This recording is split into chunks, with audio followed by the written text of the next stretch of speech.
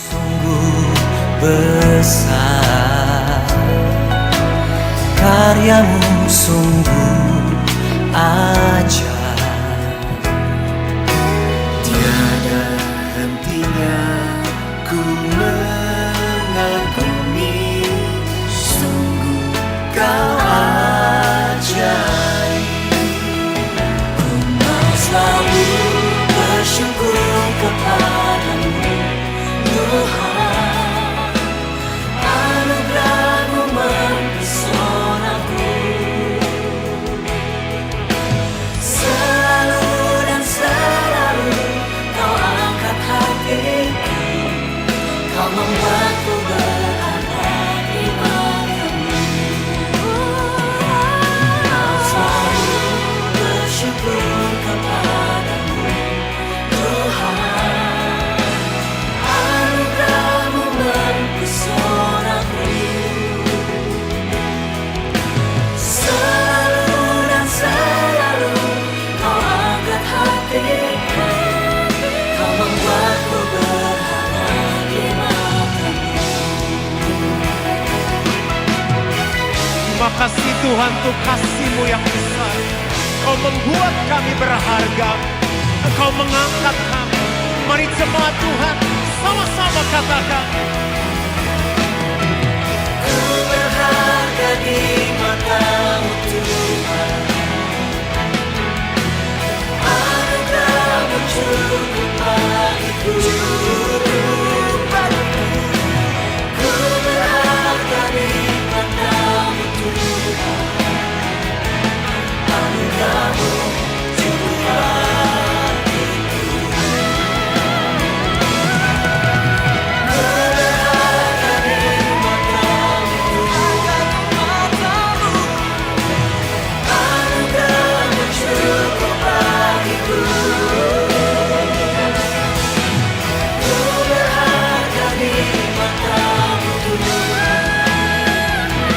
Anugerah-Mu cukup bagiku.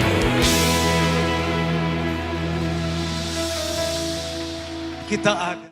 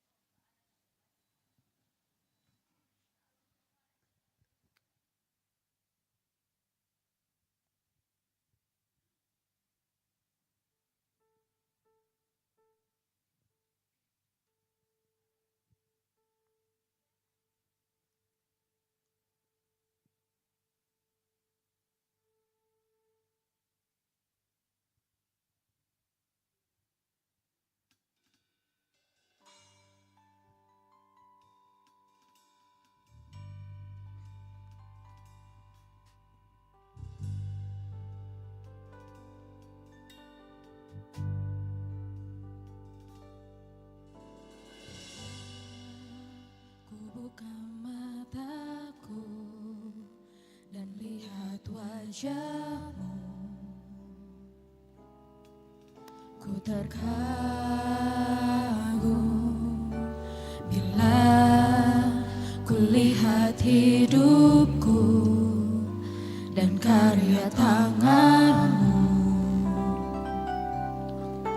Ku tersanjung karena semua yang baik dalam hidupku itulah karyamu. Kau beri kesempatan yang baru dan ku ingin mengenalmu Tuhan lebih dalam dari semua yang ku kenal. Tiada kasih yang melebihimu, ku ada untuk mencari penyembahmu dan ku ingin mengenalmu Tuhan lebih dalam dari semua yang ku kenal. Tiada kasih yang melebihimu, ku ada untuk menjadi, ku ada untuk menjadi, ku ada untuk menjadi penyembahmu.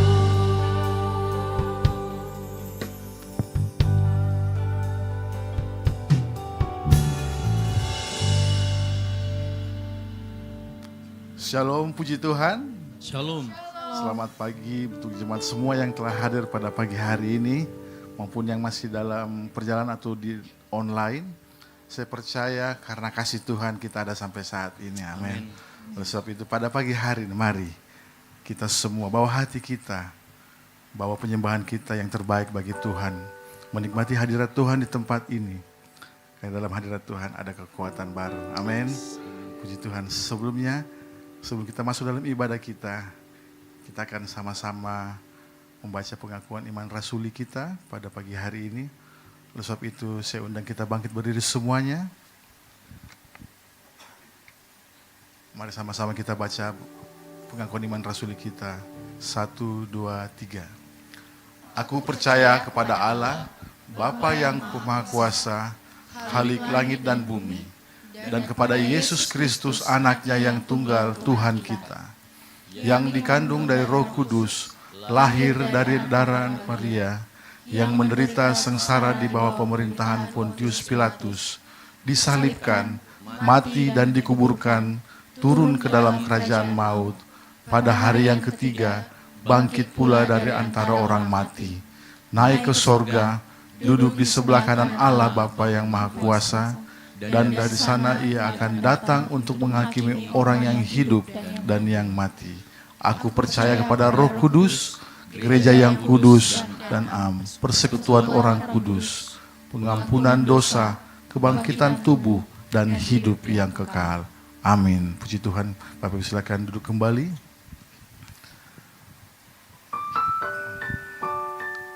Puji Tuhan, kita akan berdoa menyerahkan ibadah kita pada pagi hari ini. Mari kita tundukkan kepala bersama-sama.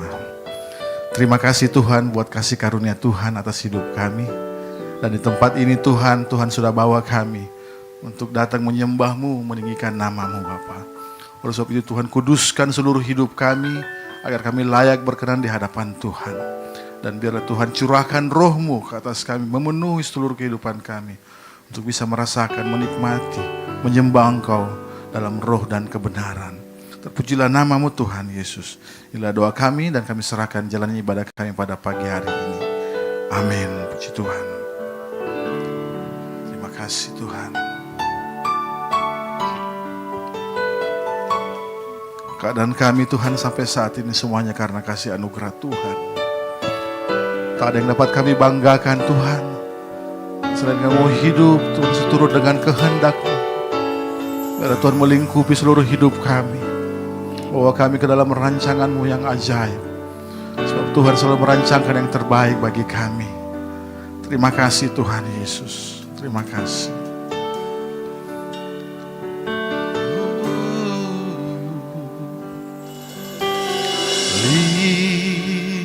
Lingkupiku dengan sayap-Mu, naungiku dalam kuasa-Mu. Di saat badai bergelora, ku akan terbang bersama-Mu. Bapa, Kau Raja atas semesta. Ku tenang sebab Kau Allahku. Mari berikan kemuliaan bagi Tuhan kita. Terima kasih Tuhan. Mari jemaat Tuhan sama-sama kita katakan. Lingkupiku, amin. Dengan sayap-Mu Tuhan. Tuhan, naungi kami.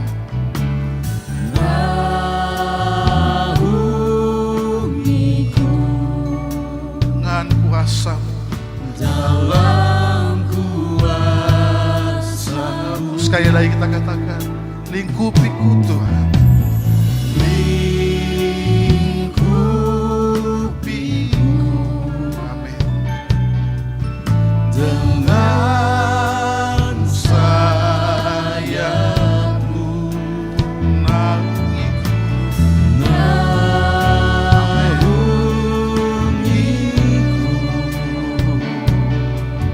Dalam kuasa-Mu. Di saat badai, di saat badai bergelora, ku akan terbang bersama-Mu. Bapa, Kau Raja atas semesta.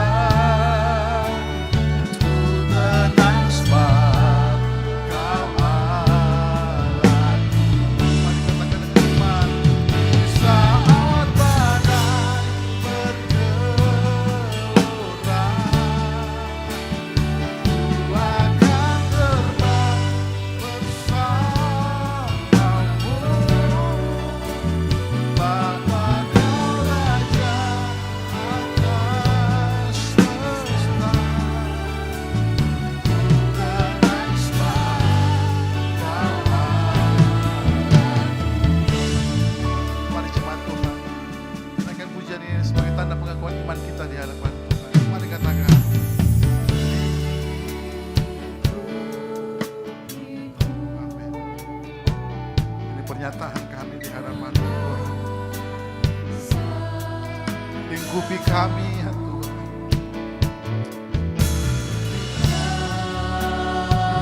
Naungi kami dengan kuasa-Mu. Dalam kuasa-Mu. Di saat badai bergelora, ku akan terbang bersama-Mu. Haleluya. Bapa, Kau Raja atas semesta. Ku tenang sebab Kau Katakan, saat badai bergelora. Amin. Saya percaya kuasa-Mu Tuhan mengatasi badai dalam hidup kami. Terima kasih Tuhan Yesus.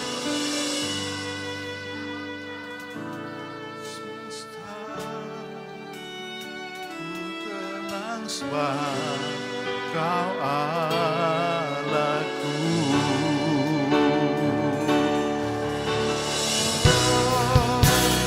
Di saat badai bergelora,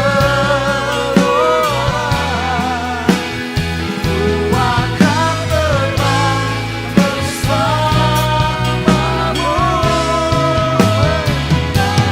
Kau Raja atas semesta, ku tenang sembah Kau. Jadi sungguh lagi kita nyatakan di hadapan Tuhan. Di saat badai bergelora, ku akan tenang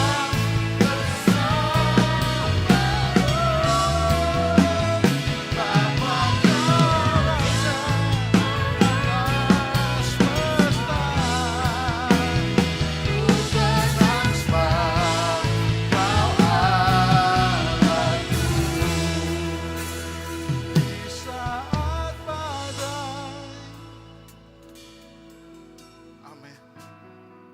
Terima kasih Tuhan. Kau melihat setiap hati kami di hadapan. Saya percaya pada Tuhan. Atas semesta, ku tenang sembah Kau Allah. Katakan dengan iman. Ku tenang sembah Kau Allahku. Sekali lagi katakan. Ku tenang sembah Kau Allahku.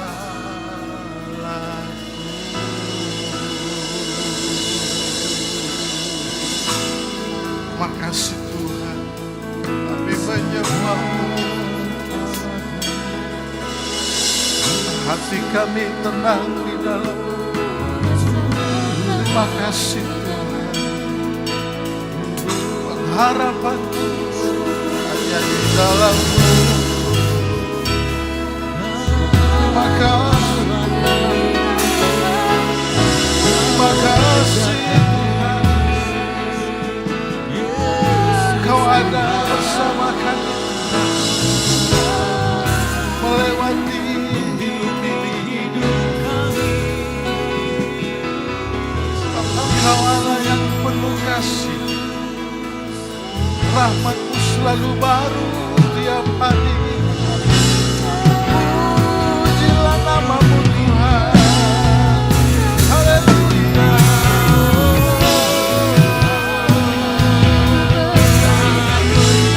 Akan hati kami menyembah-Mu, meninggikan nama-Mu Tuhan. Sebab Engkau yang berdaulat atas hidup kami. Hidup ini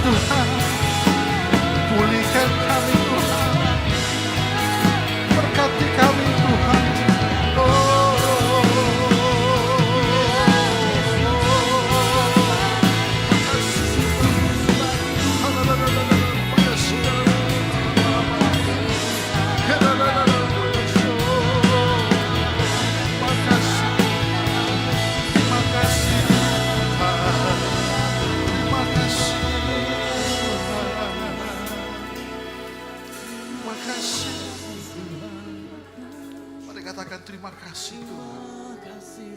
Terima kasih Tuhan. Adalah manusia kan.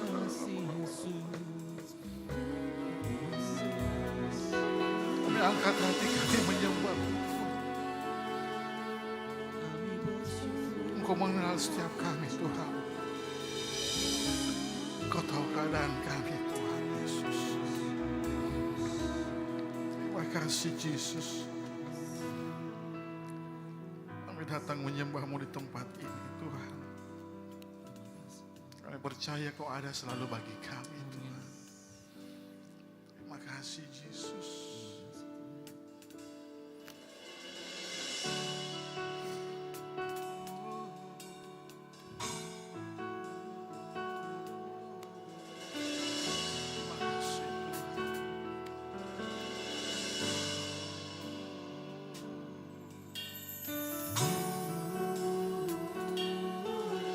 Bersyukur selalu di hadapan. Kau mengajar kami tidak usah takut lagi. Sebab Engkau ada beserta dengan kami.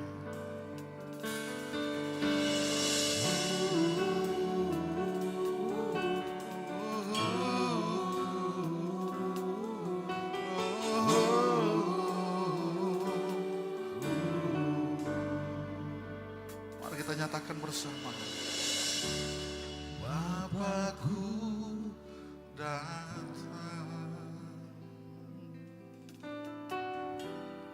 menyembah-Mu di sini. Ku percaya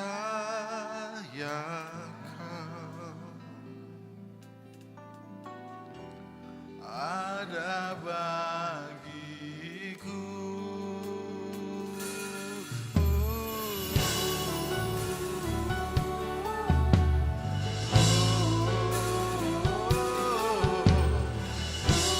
Terima kasih buat kasih-Mu Tuhan. Kami datang di hadapan Bapakku datang menyembah-Mu di sini. Ku percaya Kau ada bagiku. Ada bagiku. Mari bersama-sama kita nyatakan saat ini. Tak usah ku takut, sebab Kau sertaku. Amin. Tak usah ku bimbang, sebab di dalamku. Tak usah ku cemas, Kau penghibur. Saat ku lemah, Kau kuatku.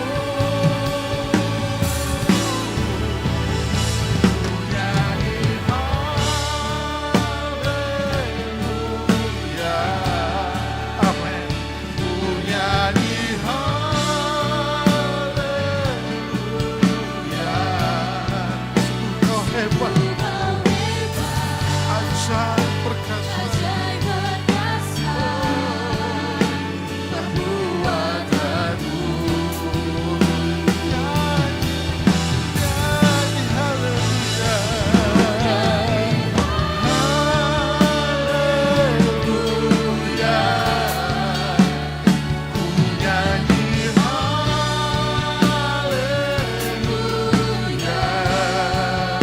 Sungguh Kau hebat, ajaib perkasa perbuatanmu.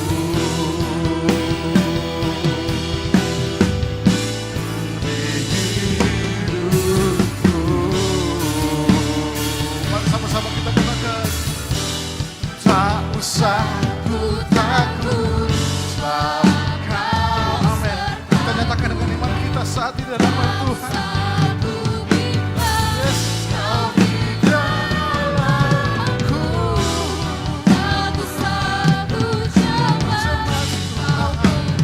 Amin. Saat ku lemah, Kau kuatku.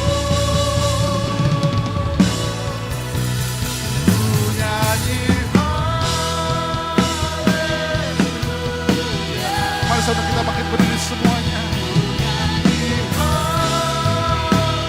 Mari kita angkat tangan di hadapan Tuhan sebagai tanda penyembahan kita.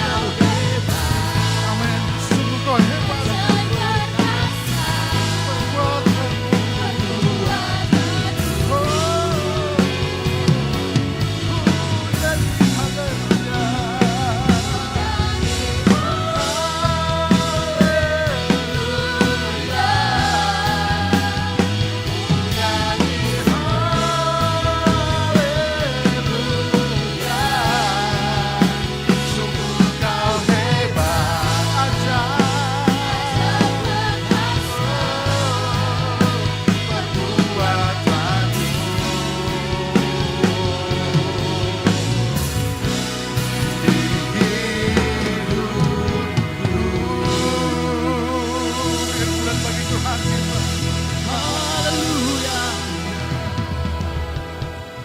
Bersyukur Tuhan buat segala anugerah dan kebaikan Tuhan.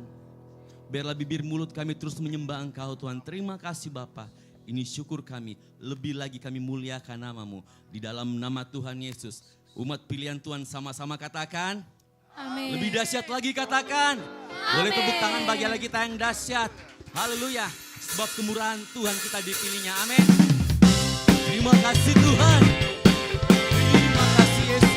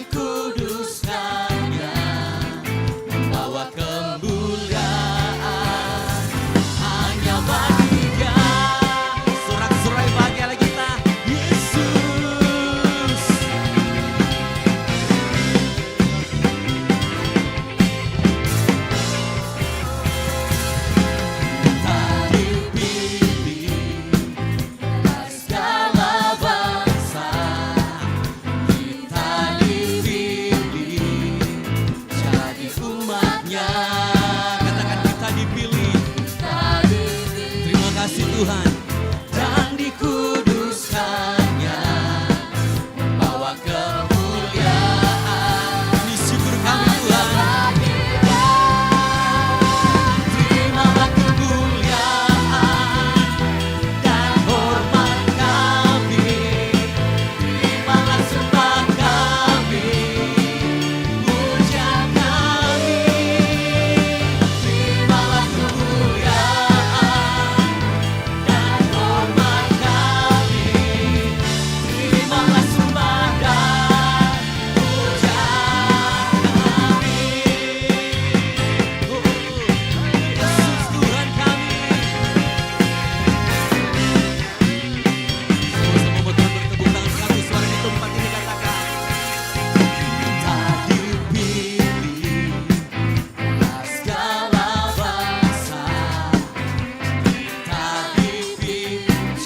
Tuhan yang kudus, amin Tuhan.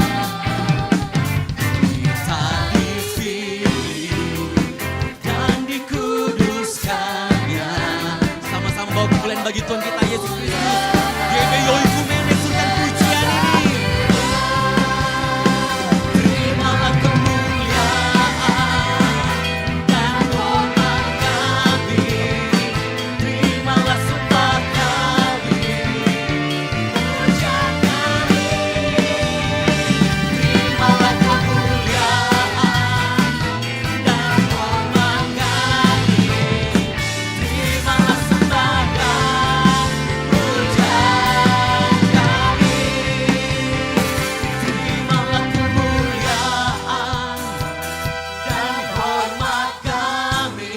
Kami Tuhan, ini pujian dari hati kami Yesus Tuhan kami. Terimalah kemuliaan dan hormat kami. Terimalah sembah dan pujian kami. Terimalah kemuliaan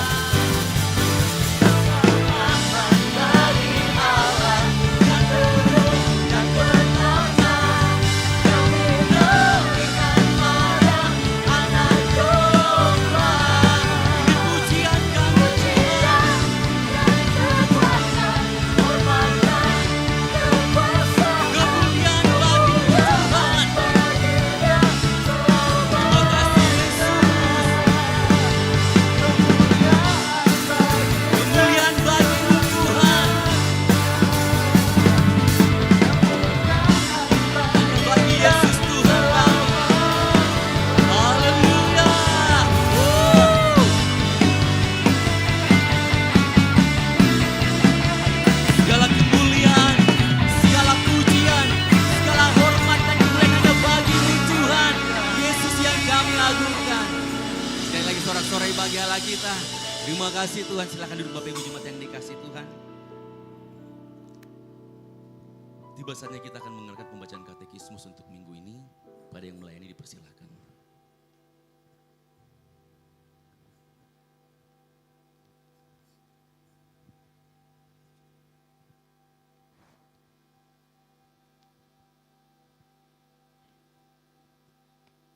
Shalom.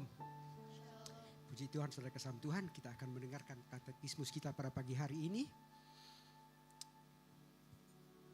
Pertanyaannya saya akan bacakan dan nanti jawabannya kita akan baca bersama-sama. Pertanyaan, apakah surat Yakobus mengajarkan tentang pembenaran karena perbuatan? Mari kita baca bersama-sama jawabannya. 3, 2, 1. Tidak, sebaiknya Yakobus mengajarkan bahwa perbuatan baik merupakan buah dari pembenaran Allah atas manusia. Mari baca bersama-sama ayat dalam Yakobus pasal 2 ayat 17 sampai 18 yang berbunyi, demikian juga halnya dengan iman. Jika iman itu tidak disertai perbuatan, maka iman itu pada hakikatnya adalah mati. Tetapi mungkin ada orang yang berkata, padamu ada iman dan padaku ada perbuatan. Aku akan menjawab dia, tunjukkanlah kepadaku iman itu tanpa perbuatan, dan aku akan menunjukkan kepadamu imanku dari perbuatan-perbuatanku. Demikian katekismus kita pada pagi hari ini.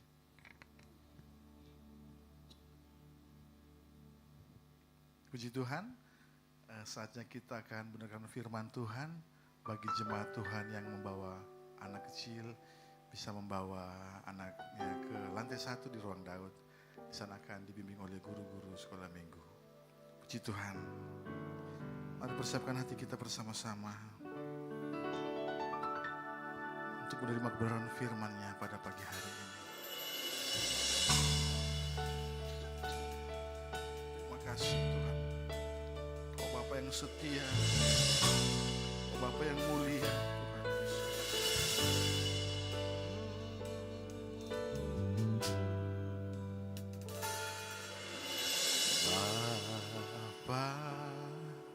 Kau setia, Bapa, Kau mulia, tenanglah jiwaku, aman bersamamu. Lebih dari harta, Kaulah segalanya. Tenanglah jiwaku, aman berdiratmu. Kau tunjukkan kasih setiamu, Kau menyediakan yang ku perlu. Kau setia, Kau mulia, dulu, sekarang, dan selamanya. Kau tunjukkan kasih setiamu, Kau menyediakan yang ku perlu. Kau setia, Kau mulia, Bapa, Kau setia.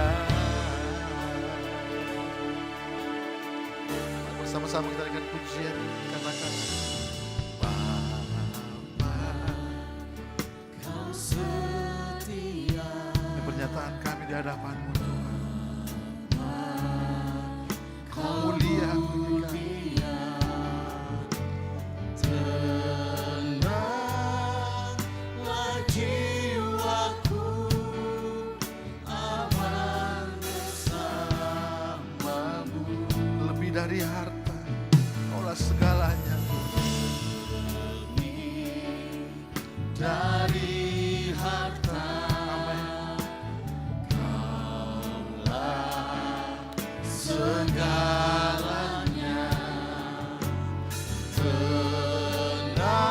Tenanglah jiwaku dalam hadiratmu. Mari nyatakan bersama-sama. Kau tunjukkan kasih setiamu. Amin. Kau menyediakan yang ku perlu.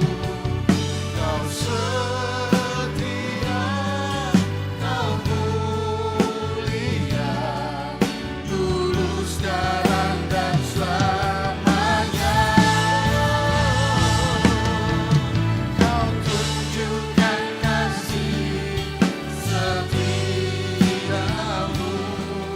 Kau menyediakan yang ku perlu. Kau setia, kau mulia, Bapa, kau setia.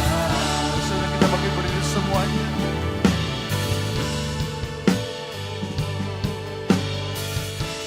Terima kasih Tuhan buat kesetiaan dalam hidup kami. Kau menyatakan kasih setiamu.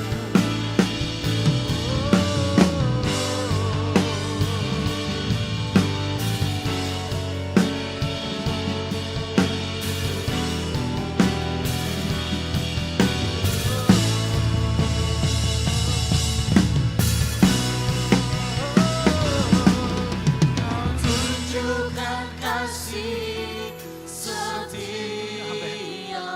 Terima kasih Tuhan. Kau menyediakan Menyediakan apa yang kami butuhkan. yang Perlu. perlu. Kau setia, kau mulia, dulu, sekarang, dan selamanya. Kau tunjukkan kasih setiamu. Kau menyediakan yang ku perlu. Kau setia, kau mulia, sekarang dan selamanya. Kau tunjukkan kasih setiamu. Kau menyediakan yang ku perlu. Kau setia, kau mulia, dulu, sekarang, dan selamanya. Kau tunjukkan kasih setiamu. Kau menyediakan yang ku perlu. Kau setia, kau mulia, kau setia, kau mulia, kau setia, kau mulia, Bapa, kau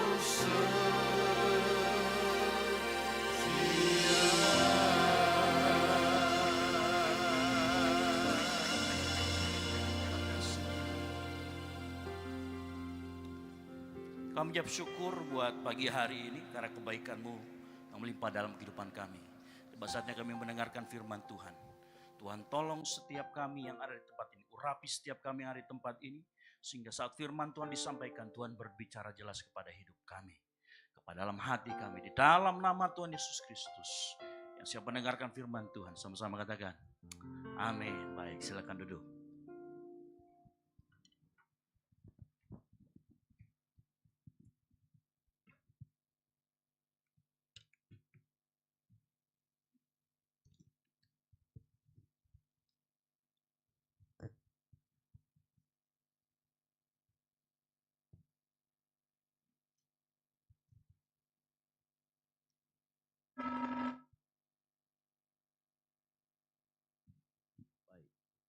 Cek. Ya.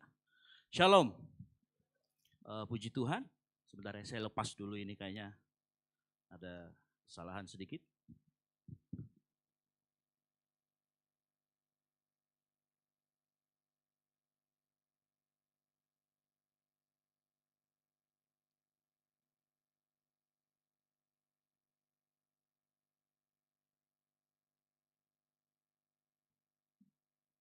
Ya, baik.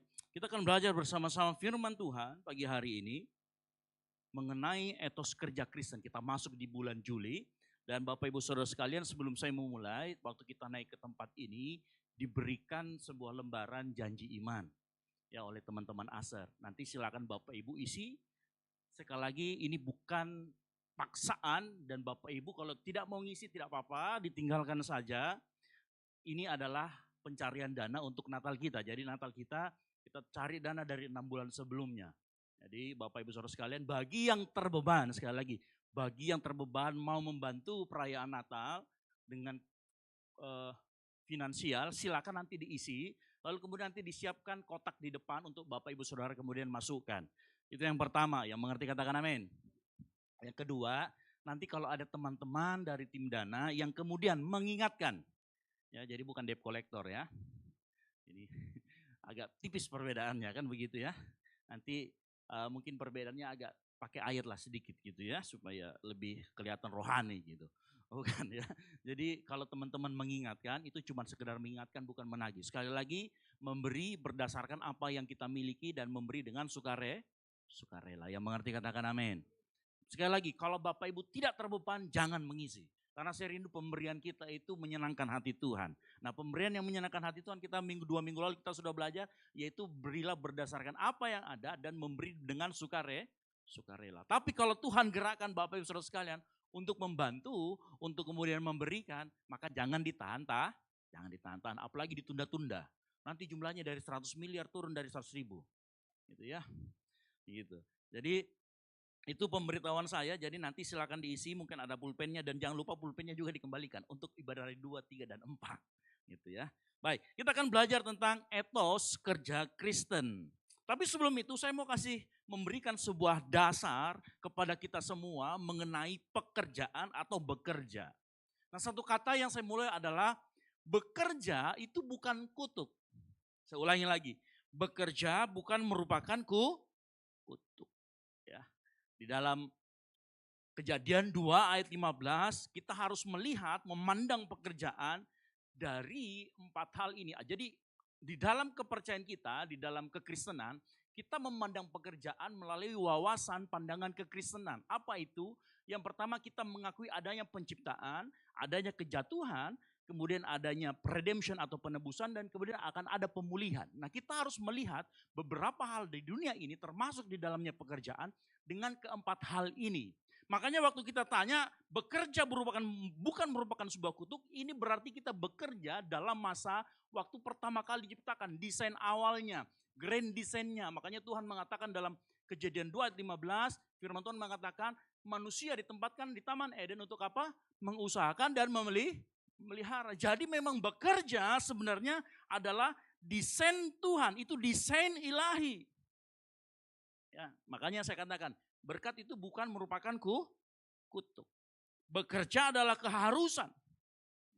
Tetapi kemudian manusia jatuh ke dalam dosa, maka dalam Kejadian 3 gambar Allah itu tercemar. Begitu gambar Allah tercemar, maka tadinya yang bekerja merupakan sebuah desain ilahi, kemudian terdegradasi, menurun kualitasnya.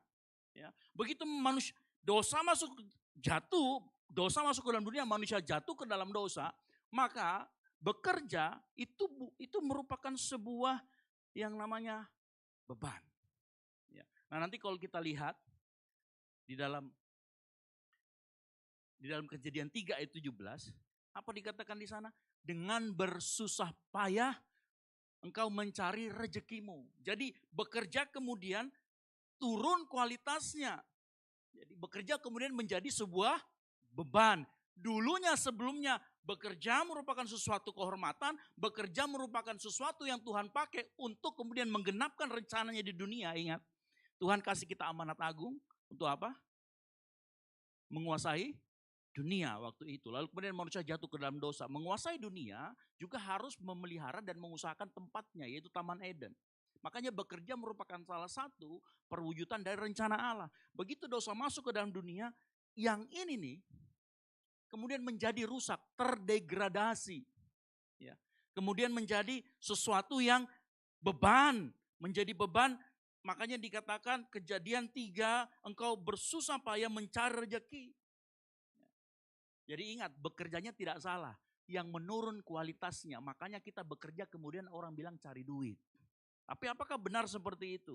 Motivasi kita juga bekerja bukan lagi kemudian kita mau supaya rencana Allah terjadi di dunia ini, tapi seringkali kita bekerja untuk menggenapkan ambisi kita. Betul apa betul? Itu karena adanya dosa yang masuk ke dalam dunia. Ya. Jadi bukan kita mau menggenapkan rencana Allah, kita minta sama Allah menggenapkan rencana kita. Itu kejatuhan. Lalu kemudian ketiga, adanya kemudian penebusan. Yesus melakukan penebusan. Penebusan ini juga meliputi bekerja. Artinya apa? Pada saat kita bekerja, pada saat kita sudah ditebus, kita dimampukan untuk tidak menjadikan diri kita sebagai pusat. Kita menjadikan Tuhan sebagai pusat. Jadi nanti dalam konteks penebusan tadi kan saya sudah jelaskan, creation awalnya, kemudian kejatuhan, penebusan. Nah di dalam penebusan ini sekali lagi bekerja dirubah sama Tuhan, bahwa bekerja dipakai untuk melayani orang lain. Untuk memenuhi kebutuhan diri sendiri dan juga orang lain. Dengan bekerja kita ternyata selain yang tadi, kita juga menggenapkan rencana Allah. Selain itu kita juga saling melayani satu dengan lain karena memenuhi kebutuhan orang lain. Artinya kita juga di saat yang bersamaan sedang memenuhi atau sedang melayani. Makanya di dalam Efesus 4 ayat 28 dikatakan begini. Ya. Orang yang mencuri janganlah yang mencuri lagi, tetapi baiklah ia apa? Bekerja keras dan melakukan pekerjaan yang baik dengan tangannya sendiri. Supaya apa? Ingat, ujung akhirnya bukan supaya kita dapat financial freedom. Bukan supaya kita jadi sultan. Tetapi dikatakan supaya apa? Supaya ia dapat membagikan sesuatu kepada orang-orang yang berkekurangan. Makanya kemarin ada orang yang bilang ini saya kasih wawasan sedikit. Ada orang yang selalu kalau orang ekonomi bilang financial freedom. Tahu financial freedom? Ya, ongkang-ongkang kaki dapat duit, passive income, tahu ya? Sebenarnya itu adalah hikmat dunia. Di dalam kekristenan kita tidak mengenal yang namanya financial freedom, lalu kemudian kita ongkang-ongkang kaki, tidak kerja di rumah. Ini sebuah miskonsepsi. Yang benar adalah financial wisdom. Harusnya uang itu kemudian bekerja atau kita olah kembali, kita kelola kembali supaya uang ini bisa dipakai juga untuk memenuhi kebutuhan orang lain. Ada sebuah cerita, ada seorang anak muda, umur 20 tahun. Ya, ini saya dengar juga dari hamba Tuhan lain. Saya ceritakan ulang di tempat ini supaya kita bisa mengerti ilustrasinya. Dia bilang begini sama hamba Tuhan itu, Pak, 10 tahun lagi pasif income saya 2 miliar. Kaget ini pendetanya, oke. 10 tahun kemudian betul, dia punya pasif income itu 2 miliar. Terus dia bilang gini, sekarang saya tidak perlu lagi bekerja. Pendetanya bilang gini, berarti kamu salah memahami konsep bekerja selama ini. Bekerja itu bukan supaya kita dapat duit. Kerja dapat duit itu kamu sedang memang berarti kamu belum ditebus dari cara berpikirmu tentang bekerja. Bekerja itu untuk memenuhi kebutuhan orang lain. Disitulah bekerja berfungsi sebagai pelayanan. Kerja berfungsi untuk memenuhi kebutuhan orang lain. Makanya kamu kalau sudah banyak income, jangan berhenti di situ. Buka lagi kalau perlu lapangan pekerjaan sehingga orang yang membutuhkan bisa bekerja dan kemudian bisa mendapatkan income. Bisa memenuhi kebutuhan. Bapak Ibu loh perhatikan ya. Kejatuhan manusia sebenarnya itu mengakibatkan banyak hal-hal yang terdistorsi. Saya mau tanya kepada kita semua, sebenarnya uang itu ditemukan, uang kan alat tukar ya, betul atau tidak ya? Uang itu alat tukar ditemukan kemudian belakangan. Sebenarnya uang itu adalah sarana atau alat yang kita pakai untuk kemudian memenuhi kebutuhan. Betul atau tidak? Kita nggak punya beras, kita pakai uang untuk tukar alat beras. Awal-awal manusia itu nggak pernah pakai mata uang. Dia langsung tukar barang. Kau punya apa? Saya punya sayur. Kau punya apa? Kau punya kambing. Oke, kita tukeran. Awalnya seperti itu. Ya. Cuman supaya tidak semua orang punya kebutuhan sama, maka dibuatlah mata uang. Makanya sebenarnya kalau kita kembalikan lagi esensi dari perdagangan dan lain sebagainya, maka itu sebenarnya untuk saling memenuhi kebutuhan. Kemudian terdistorsi oleh dosa, jadinya apa? Pikirannya uang. Pokoknya kalau sudah punya uang banyak, sudah jadi financial freedom, nggak perlu lagi kerja. Salah. Orang Kristen selalu dipanggil untuk bekerja, tetapi bukan cuma sekedar cari uang. Tetapi untuk bisa saling melayani, yaitu apa? Memenuhi kebutuhan diri sendiri dan orang lain. Yang mengerti katakan amin. Inilah penebusan yang ketiga. Ya, bekerja menjadi, dan begini, Bapak Ibu nanti kita akan belajar bersama-sama dari ayat yang akan kita baca. Bekerja ternyata menjadi sarana Tuhan membentuk karakter kita. Bagaimana cara nanti kita akan sama-sama belajar. Yang terakhir, pemulihan atau restoration. Tadi ada 4 ya. Restoration artinya pekerjaan tidak lagi jadi beban. Dia menjadi nikmat saat kita lakukan. Pada saat nanti dunia baru diberikan, pulih semuanya. Maka disitulah bekerja bukan lagi menjadi beban karena kita sudah dipulihkan. Ya, kita akan hidup dalam kerajaan 1000 tahun bersama dengan Tuhan. Pekerjaan bukan lagi sesuatu beban. Tetapi sesuatu yang bisa kita nikmati. Dan Bapak Ibu harus ingat. Apapun yang kita lakukan di dalam dunia yang sementara ini diperhitungkan dalam kekekalan. Artinya apa? Ada orang yang diselamatkan, tetapi semasa hidupnya di dunia ini dia kerjanya sembarangan. Tetapi nanti pada saat ketemu Tuhan, dia tidak dapat upah. Ingat, Tuhan kita bukan Tuhan yang anti upah. Tuhan kita anti kalau upah semata-mata dijadikan motivasi. Nanti dalam dunia yang baru, apapun yang kita lakukan dalam pekerjaan kita di dunia yang sementara, di kekekalan akan diperhitungkan. Nah, bagaimana caranya? Mari kita buka sama-sama di dalam Kolose 3 ayat 22 sampai dengan 25. Kita buka sama-sama. Kolose 3 ayat 25, 22, 23, 22 sampai 25 dan Kolose 4 ayat 1. Jadi kita baca 6 ya. 5. Kolose 22 sampai 25 lalu sampai dengan Kolose 4 ayat pertama saya jemput jemaat Tuhan bangkit berdiri. Kita akan baca bergantian, saya ayat yang 22, Bapak Ibu Saudara 23. Nanti ayat yang ke pasal 4 ayat pertama kita baca bersama-sama. Yang mengerti katakan amin. Baik. Kolose 3 ayat 22 dikatakan demikian. Hai hamba-hamba, taatilah Tuhanmu yang di dunia ini dalam segala hal. Jangan hanya di hadapan mereka saja untuk menyenangkan mereka, melainkan dengan tulus hati karena takut akan Tuhan. 23.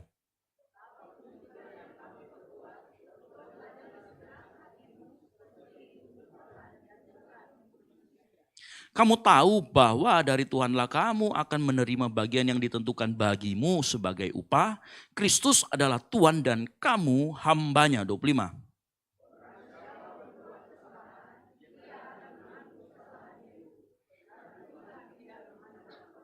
Ayat yang ke pasal 4 ayat pertama sama-sama. Hai Tuhan, Tuhan, berlakulah adil dan jujur terhadap hambamu. Ingatlah, kamu juga mempunyai Tuhan di sorga. Amin. Silakan duduk. Ya, berbagai orang yang membaca, merenungkan dan melakukan firman Tuhan. Bapak Ibu tadi saya sudah kasih tahu wawasan kekristenan mengenai pekerjaan. Nanti itu juga berlaku dalam hal seksualitas dan lain sebagainya. Tetapi saya mau kita belajar dari yang keempat itu, kita akan masuk di dalam penebusan. Karena kita sedang masuk di dalam masa penebusan. Penebusan artinya kita sanctification, kita sedang disucikan. Kita sedang dilakukan pemurnian di dalamnya. Nah, dalam kaitannya dengan hubungan pekerjaan, maka Kolose 3 ayat 22 merupakan ayat yang penting buat kita belajar bersama-sama. Apa sih hubungan Tuhan dan hamba? Tapi sebelum itu dari ayat yang kita baca, kita kenal ada 3 di sana. Yang pertama Kristus, ada 3 oknum, ada 3 entitas yang disebutkan dalam ayat. Yang pertama Kristus, yang kedua Tuhan atau bos atau atasan. Ini mukanya Tuhan Takur ya. Lalu yang ketiga siapa? Hamba. Nah, apa hubungan? Nah, kita akan belajar bersama-sama. Apa hubungan hamba dan Tuhan? Kita perlu belajar pagi hari ini. Yang pertama dalam Kolose 3 ayat 22 dikatakan, hai hamba-hamba, taatilah Tuhanmu yang di dunia ini dalam segala hal. Jangan hanya di hadapan mereka saja untuk menyenangkan mereka, melainkan dengan tulus hati karena takut akan Tuhan. Nah, apa hubungan antara hamba kepada Tuhan? Yang pertama hubungannya adalah engkau harus taat dan dengan tulus hati dalam segala hal. Itu lagi. Taat dengan tulus hati dalam segala hal. Nah, pengertian sekarang maksudnya begini. taat itu menjelaskan tindakannya. Tulus menjelaskan yang nyanyi, bukan ya. Tulus itu menjelaskan kondisi hati, kualitas hati. Dan yang ketiga, dalam segala hal itu cakupan areanya. Yang mengerti katakan amin. Sekali lagi dari ayat yang kita baca dikatakan di sana, taatilah Tuhanmu yang di dunia ini dalam segala hal, jangan hanya di hadapan mereka untuk menyenangkan mereka, melainkan dengan tulus hati. Jadi tugas hamba kepada Tuhannya adalah taat dalam segala hal dengan tulus hati. Sekali lagi, taat itu tindakannya, lalu kemudian tulus itu kualitas hatinya. Yang keempat, segala hal ini areanya, batasannya. Nah, saya akan jelaskan apa maksudnya. Kemudian taatilah Tuhanmu. Kepada siapa kita harus taat? Ayatnya jelas mengatakan taatilah kepada Tuhanmu di dunia. Ini bos. Siapa yang di sini bekerja pasti punya bos. Betul atau tidak? Siapa yang bekerja di sebagai pegawai negeri pasti punya atasan. Siapa yang bekerja di BUMN punya yang namanya manajer dan sebagainya. Sebut saja itu adalah atasan. Orang yang Tuhan tempatkan. Itulah dalam ayat ini disebut dengan taatilah Tuhanmu di dunia. Ya. Orang yang gaji kita juga itu adalah Tuhan kita di dunia. Dan menariknya ayat ini mengatakan Tuhan kita di dunia. Apa artinya? Tapi sebelum itu saya mau kasih tahu dulu. Apa maksudnya dalam taat dalam segala hal? Apakah kita harus taat dalam segala hal? Tidak. Di dalam taat segala hal itu ada dua pengertian Bapak Ibu Saudara sekalian.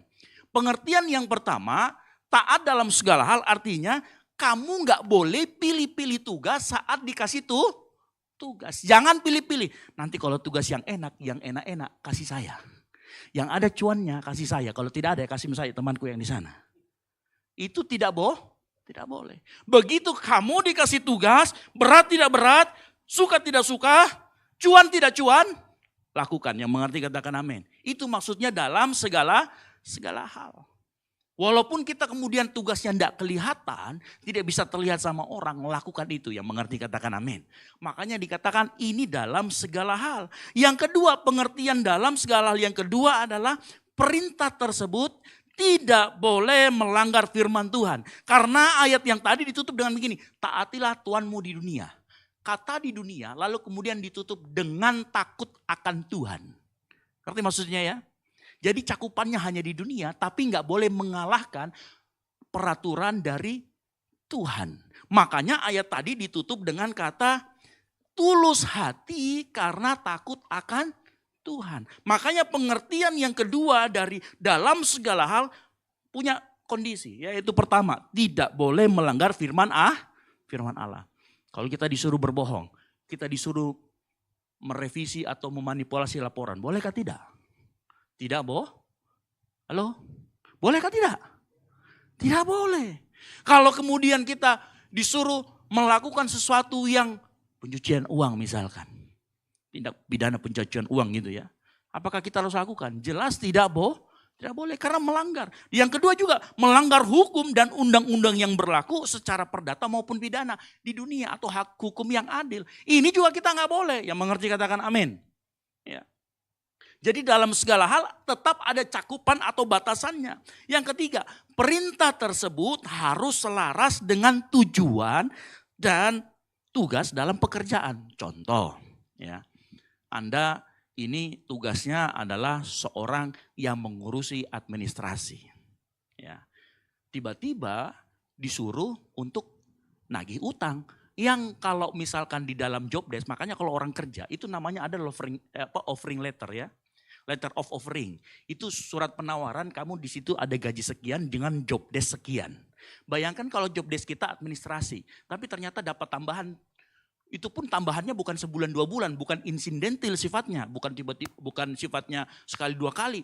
Terus-terusan. Tagih utang. Bukan itu pekerjaannya. Ya. Atau misalkan disuruh untuk ngurusin anak istrinya. Padahal ini kita kerja kantoran. Itu juga tidak bisa. Ya. Jadi kita harus mengerti perintah tersebut harus selaras dengan tugas dan tujuan kita di sana. Makanya lo teman-teman yang baru cari pekerjaan, selalu kalau minta pekerjaan, kalau sudah oke, sudah deal, sudah diterima, minta letter of offeringnya. Lihat job desk-nya apa, pekerjaannya apa, gajinya berapa, insentifnya apa, tunjangan, semua harus jelas di situ. Ya. Ya jangan sampai ternyata kita bekerja kemudian disuruh ke sana kemari ngurusin anaknya. Ini kan gak sesuai dengan job desk. Nah ini kita bisa pertanyakan kembali. Silahkan. Makanya dalam segala hal tetap punya batasan. Nah dalam segala hal yang tadi pengertiannya jangan pilih-pilih. Ya, ada pekerjaan, sama-sama pekerjaan admin. Tapi karena di sana ada cuannya, di sini nggak ada cuannya, kita lebih pilih yang ada cuannya. Oh di sana karena kalau kita ke sana, itu kalau kita kunjungin orang itu misalkan marketing, dikasih makan. Makan babi pokoknya kalau kita kunjungi dia. Tapi kalau ini dikunjungi, biar alih-alih tidak dapat. Ya, gitu. Nah ini juga nggak boleh. Gitu ya. Jadi taat dengan tulus hati dalam segala hal. Makanya kita harus perhatikan ini. Nah makanya sekali lagi yang dimaksud dengan ketaatan adalah tindakannya. Ketulusan adalah berbicara tentang kualitas hatinya. Ini tadi. Nah kata ketulus itu artinya dia tidak mendua. Makanya nanti kalau lihat penjelasan Paulus, jangan hanya pada saat tuanmu ada. Itu namanya pelayanan mata. Tahu pelayanan mata ya? Begitu dilihat baru bagus pelayanannya. Kalau tidak dilihat tidak bagus. Itu namanya pelayanan mata. Ya. Makanya kata tulus kalau kita kaitkan dengan apa yang dikatakan Paulus, itu berkaitan dengan artinya engkau tidak mendua. Yang mengerti katakan amin. Tidak mendua itu artinya gini, kalau ada dia rajin, kalau nggak ada dia nggak rajin. Itu namanya mendua. Nah makanya orang yang bekerja dengan tulus, dia nanti ujungnya adalah melahirkan yang namanya integritas. Yang mengerti katakan amin. Ya, jadi kata tulus itu artinya tidak terbagi, tidak bermuka dua, tidak sedang bermain sandiwara. Gitu ya. Jangan sampai di kantor kita ini punya dua peran. Ya, satunya pegawai, satunya pemain sinetron. Gitu ya. Kalau sama bos yang ini, kita jadi yang teraniaya. Kalau yang di sini, namanya juga bermain sandiwara. Dengan tulus akhirnya kita bekerja tidak menyembunyikan sesuatu. Nah kata tulus artinya juga tidak menyembunyikan kesalahan. Bapak Ibu kalau jadi pegawai, kalau jadi bawahan dan lain sebagainya, kalau memang ada salah jangan ditutup-tutupi. Langsung aja ngomong, siap salah atau ya saya salah. Itu saya yang salah. Karena akhir-akhir ini, hari-hari ini jarang orang yang suka mengaku salah. Ya. Akui aja kesalahan, lalu kalau disuruh perbaiki.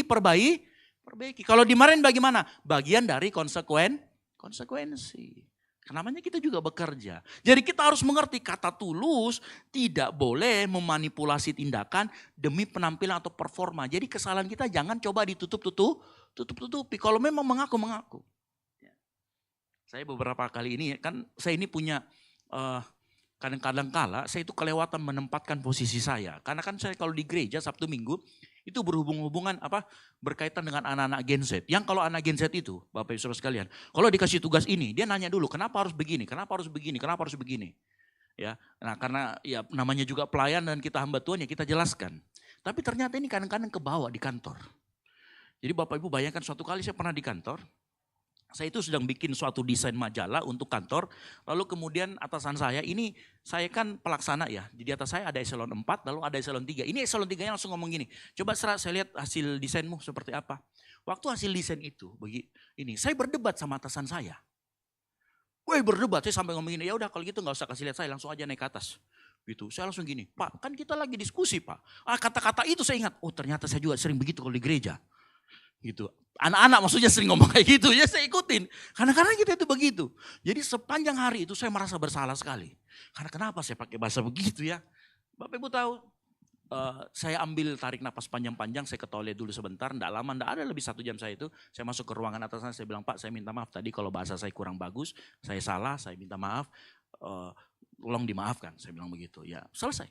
Kita enggak perlu kemudian cerita ke orang, iya begini-begini, enggak perlu. Yang penting kita apa? bisa minta maaf. Bisa minta maaf kalau kita salah. Itu namanya juga tulus. Jangan disembunyikan, yang mengerti katakan amin. Itu artinya tulus dengan segenap hati. Ya. Lalu pertanyaannya kan gini, kalau kita tulus berarti kita enggak boleh mengharapkan imbalan dong. Enggak. Kalau di dalam hubungan pekerjaan, mengharapkan upah yang layak itu bukan ketidaktulusan.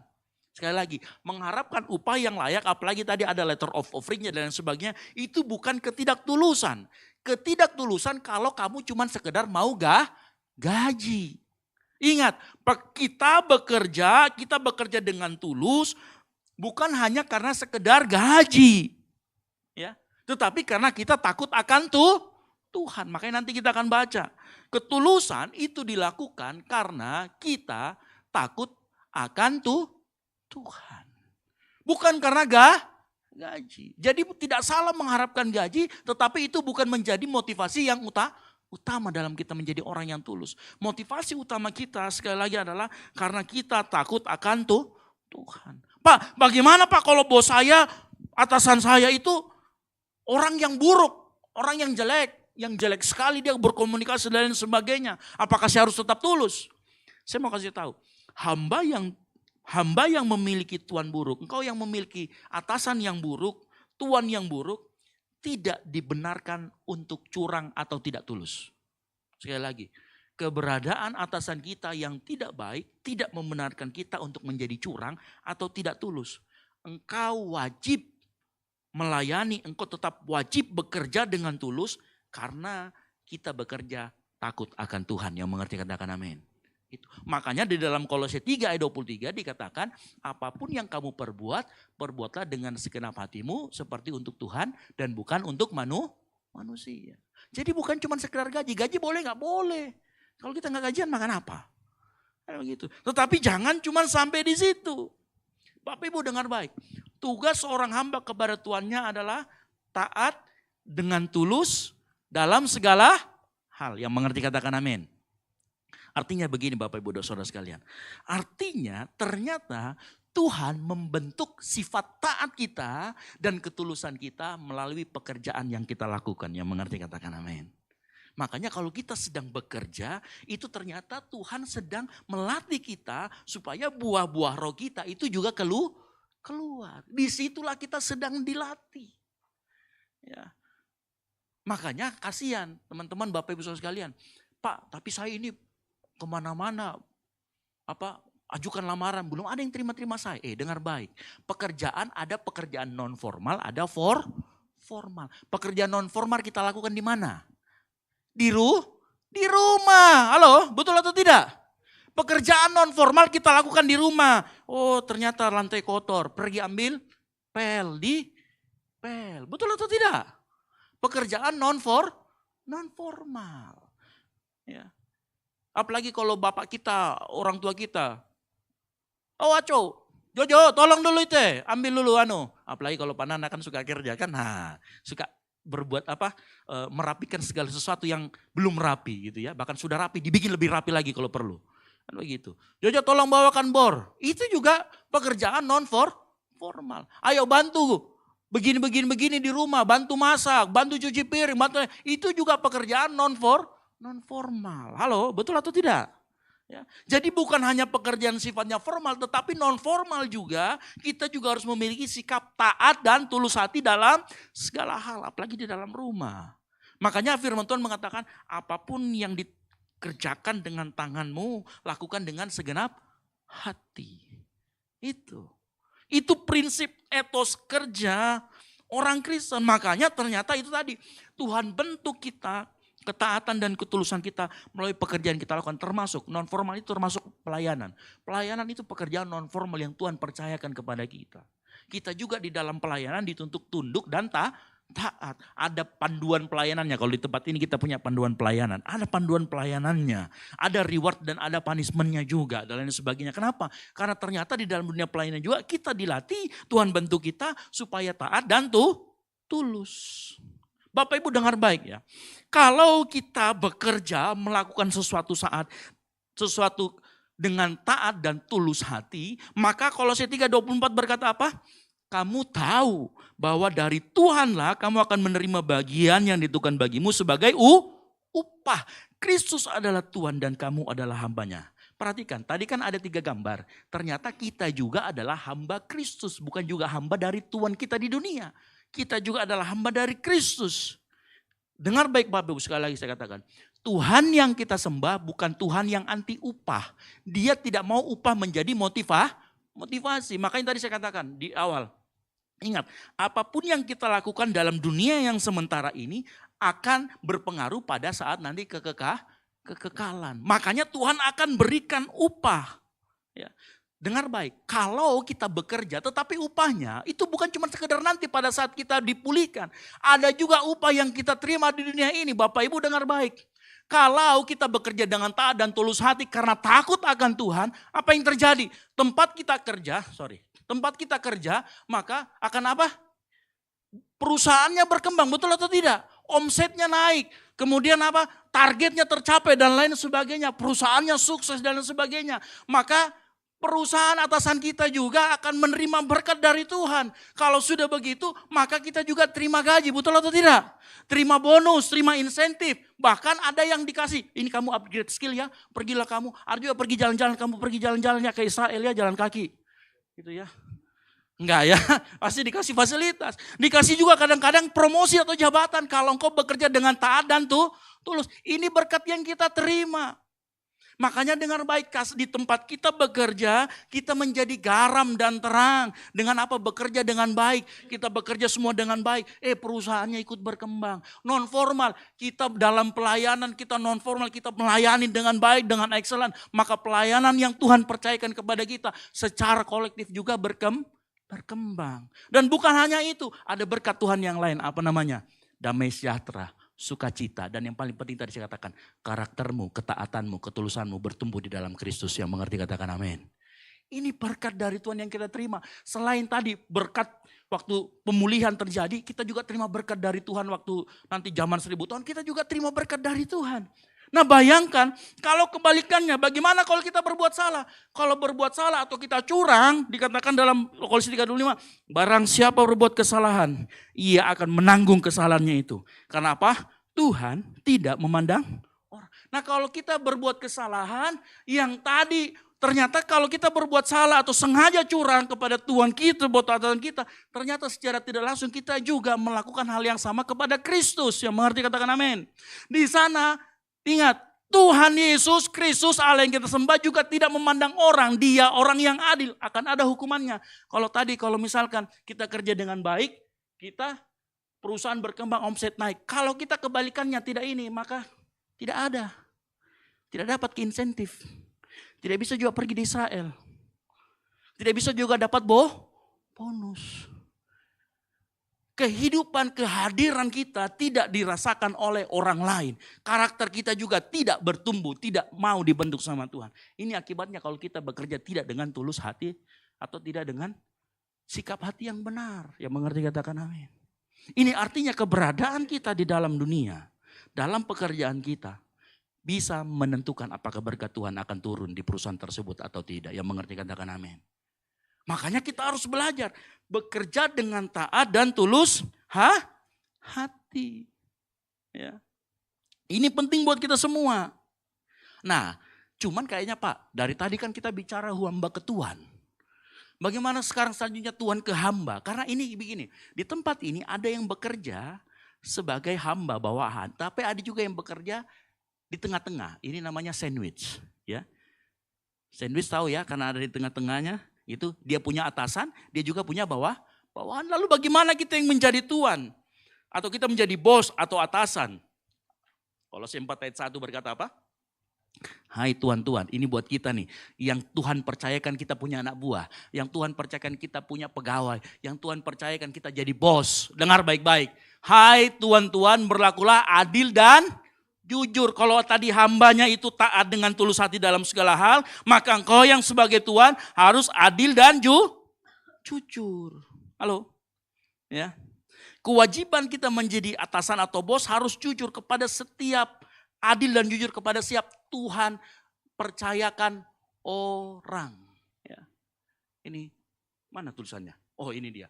adil dan jujur. Nah, Bapak Ibu dengar baik, apa maksudnya adil? Adil itu artinya memberikan apa yang menjadi hak. Gitu ya. Memberikan apa yang menjadi hak orang lain atau hamba. Makanya gini, engkau yang jadi atasan, kalau kamu lagi menilai KPI-mu untuk bawahan, lakukan dengan adil. Orang yang jelek ya memang kasih sesuai dengan apa yang dia kerjakan. Orang yang bagus jangan karena nanti kalau saya ini bagus kan dia bisa lalui saya ini. Saya harusnya dulu eselon 4 nanti dia jadi eselon 3. Kasih jelek saja. Jangan. Harus adil, berikan apa yang menjadi haknya. Kalau orang sudah gajian tanggal 1, jangan nanti tanggal 10 baru gajian, kasihan. 10 hari dia pinjol itu. Ya.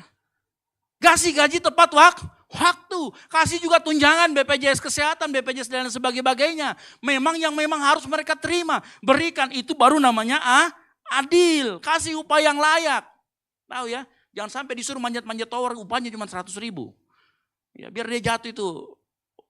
Balsamnya saja tidak cukup 100.000. Kasih upah yang layak. Ya. Jangan kasih penilaian yang objektif. Apalagi kalau dapat bawahan itu yang suka-suka menjilat. Hati-hati. Gitu ya. Itu namanya hati-hati. Keadilan kita bisa dimanipulasi. Ya. Makanya dalam ilmu manajemen kita ada yang namanya kita menilai atasan, kita menilai teman satu peer itu satu level, dan kita harus menilai adik orang yang di bawah kita supaya adil. Kita juga gitu, dinilai dari bawahan, dinilai dari teman sejawat, dinilai dari atasan, biar fair. Gitu. Supaya adil. Inilah tuntutan kita saat kita menjadi tuan atau hamba atau tuan atau atasan. Ya. Bapak Ibu dengar baik, adil bukan berarti orang mendapatkan hal yang sama. Tetapi adil semua orang mendapatkan sesuatu sesuai dengan haknya, sesuai dengan tanggung jawabnya, sesuai dengan keadaannya. Ya, di beberapa tempat ada orang yang kalau bagian teknis banget, misalkan, dia jago banget ini ngoding, gajinya bisa lebih besar daripada bagian keuangan. Bisa. Ya. Sesuai dengan porsinya, sesuai dengan kebijakan yang berlaku di sana. Ada orang yang jago masalah teknis, gajinya bisa 3 digit, 4 digit, 5 digit, silakan. Ya. Ada orang yang mungkin cuma di bagian umum, bagian yang biasa-biasa saja, gajinya nggak sebesar itu walaupun sama level. Bisa. Adil tidak harus artinya sama. Yang mengerti katakan amin. Ya, ini kalau kita jadi tuan harus bersikap adil. Lalu kemudian apa artinya jujur? Nah, kata jujur ini sebenarnya agak sedikit rancu. Dalam terjemahan asli bahasa Yunani, sebenarnya kata jujur itu lebih mendekati kata layak atau pantas. Ya, mengerti ya? Kata layak atau pantas artinya seorang atasan tuan tidak boleh memperlakukan hamba sebagai benda atau manusia kelas rendah. Nggak boleh ada kasta. Siapa di sini yang punya babysitter atau asisten rumah tangga? Ya, kalau lagi makan disuruh dia dulu, kok makan di sebelah sana nah? Di mana Pak? Di ujung jalan sana maksudnya. Jangan. Dia juga harus diperlakukan sebagai manusia yang layak. Kita punya asisten rumah tangga. Pak, di mana saya tidur kodong Pak? Itu di bawah tangga sana yang ada barang-barangnya. Jangan. Perlakukan dia sebagaimana layak dan pantas. Beberapa saat yang lalu kita pernah dengar berita ya. Ada yang ART yang di Malaysia itu dipukulin. Ya. Bahkan ada juga kan kemarin kejadian. Pegawai ini katanya menggelapkan. Tapi waktu dia menggelapkan, dia dihukum, diikat di rantai di dalam gudang. Akhirnya si yang tuannya ini dipermasalahkan ke hukum. Ini juga nggak boleh. Kalau memang dia bersalah dan mau diproses hukum, bawa saja ke hukum. Jangan main hakim rame-rame, bukan main hakim sendiri ya. Main hakim rame-rame bahaya. Ya. Perlakukan hamba orang yang Tuhan percayakan kepada kita dengan layak sebagai manusia. Ya, sama juga ART tadi. Ya. Kadang-kadang kita itu kalau ada yang jaga kan, kamu jaga dulu ya anak ya. Nanti kalau kita sudah makan kau gantian makan. Pas mau makan sudah habis makanannya. Tinggal tulang-tulangnya mami. Kadang-kadang kita harus punya hikmat. Kalau perlu kita ambilkan duluan, kita sisihkan duluan buat dia kemudian makan kemudian. Ya. Supaya kalau memang makanannya habis, ya dia tetap dapat bagian. Perlakukan sebagaimana layaknya manusia. Makanya dikatakan berikan atau kesimpulannya berikan kepada hambamu apa atau orang yang Tuhan percayakan apa yang layak. Yang mengerti katakan amin. Ya, itu tugas dari bos, atasan. Tapi ingat baik-baik Bapak Ibu Saudara sekalian. Kenapa atasan harus berlaku adil dan jujur? Ya, ingat ini. Kenapa kita sebagai atasan harus berlaku adil dan jujur? Karena ingat, di hadapan kamu punya hamba, kamu adalah Tuhan. Tapi ingat, di hadapan Kristus kamu juga hamba. Ingat, peraturan hamba berlaku yang tadi di atas. Taat dan tulus hati. Berarti pada saat engkau juga jadi Tuhan, di saat yang bersamaan engkau juga hamba Kristus. Berarti engkau juga harus taat dan tulus kepada Kristus. Halo, betul atau tidak? Berlaku itu juga seperti itu. Ya, dan artinya engkau yang sekarang jadi atasan punya Tuhan, engkau punya dua status. Sebagai hamba atas Kristus, Tuhan atas hambanya. Makanya kamu gak boleh perlakukan orang sesuka hati. Ingat, kamu juga punya Tuhan. Halo? Ingat, dan Tuhan yang kita sembah yang namanya Kristus itu Tuhan yang adil. Hati-hati. Jangan, Tuhan akan meminta pertanggungjawaban dengan ukuran yang sama. Ya. Makanya ingat, ya, ini. Ya. Ingat, kita sebagai Tuhan ini adalah hamba juga. Walaupun kita juga di sini adalah Tuhan dari pegawai kita. Kita punya itu. Makanya tugas atasan, bos, tuan, apapun itu punya tugas dua. Yaitu apa? Taat dengan tulus hati kepada Kristus. Yang ditunjukkan dengan cara adil, memperlakukan layak. Setiap orang, hamba, pegawai, apapun yang Tuhan percayakan dalam pekerjaan kita. Yang mengerti katakan amin. Halo? Ya, ingat. Berarti jadi tuan atau bos atau atasan sebenarnya punya fungsi yang lebih berat. Tanggung jawab yang lebih berat. Hati-hati. Ya. Makanya ingat. Ya. Ini yang saya mau kasih garis bawahi. Ya. Adil dan jujur, kita sebagai atasan adil dan jujur bukan balasan ketaatan hamba. Bukan. Perlu diperhatikan. Tuan atau bos tidak boleh berkata, saya nanti adil dan jujur kalau dia taat dan tulus sama saya. Itu tidak boleh. Adil dan jujur harus kamu lakukan meskipun dia tidak taat dan tidak tulus hati. Saya ulangi lagi. Adil dan jujur bukan balasan ketaatan hamba. Adil dan jujur jangan sampai kita bicara nanti saya adil dan jujur sama pegawaiku kalau dia taat dan tulus hati. Tidak boleh. Itu namanya transaksi. Ini bukan transaksi. Ingat. Ya. Hamba atasannya juga adalah Kristus. Tadi lihat ya ada panah ke atas.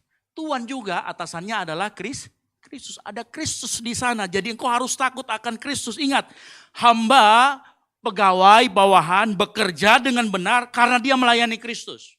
Karena dia tahu Tuhannya itu yang di paling atas adalah Kristus. Tuhan wajib juga berlaku adil dan jujur karena dia juga ada di bawah Kristus. Bukan karena bawahannya adil tulus dan jujur. Ingat tadi saya katakan hamba juga walaupun punya tuan yang jelek, tuan yang buruk, dia tidak boleh mencurangi. Karena kenapa? Ingat, ada di atas lagi yang namanya Kristus. Makanya gini, tanggung jawab masing-masing, baik itu tadi atasan, adil dan jujur, bawahan, taat, tulus dan setia, ya. Tidak bergantung masing-masing. Ya, artinya begini. Dengar baik-baik. Hamba yang memiliki tuan yang buruk tetap tidak dibenarkan menjadi curang. Tuhan yang memiliki hamba yang buruk tidak dibenarkan menjadi kejam. Yang mengerti katakan amin. Semuanya berjalan sendiri-sendiri. Kenapa? Karena kita tahu bekerja itu melayani Kristus. Makanya dengan kata lain, kesalahan pihak lain tidak menghapus kewajibanmu. Engkau yang punya sebagai atasan atau bawahanmu jelek, tidak menghapus kewajibanmu untuk adil dan jujur. Engkau yang sebagai bawahan, atasanmu jelek, bosmu jelek, tidak menghapus kewajibanmu untuk taat dan tulus hati dalam segala hal. Yang mengerti katakan amin. Nah ini bagannya seperti itu. Pemain usia panggil maju ke depan. Pada akhirnya sekali lagi, etos kerja Kristen bukan soal menjadi pegawai yang disukai atasan atau pemimpin yang jadi dipuji, bukan. Tetapi bagaimana kita pada saat kita menjadi bawahan, taat dan tulus. Pada saat kita menjadi atasan, adil dan jujur. Ya. Ingat, kesalahan orang lain tidak pernah menghapus kewajiban kita di hadapan Tuhan. Kita tetap harus berlaku adil dan jujur sebagai atasan. Kita tetap berlaku taat, tulus dalam segala hal. Karena kenapa? Yang kita layani bukan sekedar bos kita, tetapi siapa? Kristus yang sedang kita layani. Boleh kasih tepuk tangan dulu kemuliaan bagi nama Tuhan. Kita bangkit berdiri.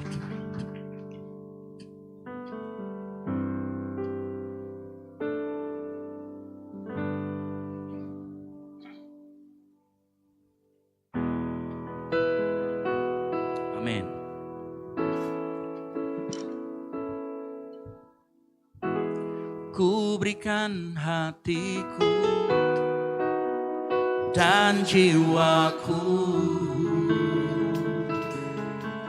semuanya bagimu di dalam hidupku, di setiap waktu. Nyatakan jalanmu, ku berikan hatiku dan jiwaku, semuanya bagimu di dalam hidupku, di setiap waktu. Nyatakan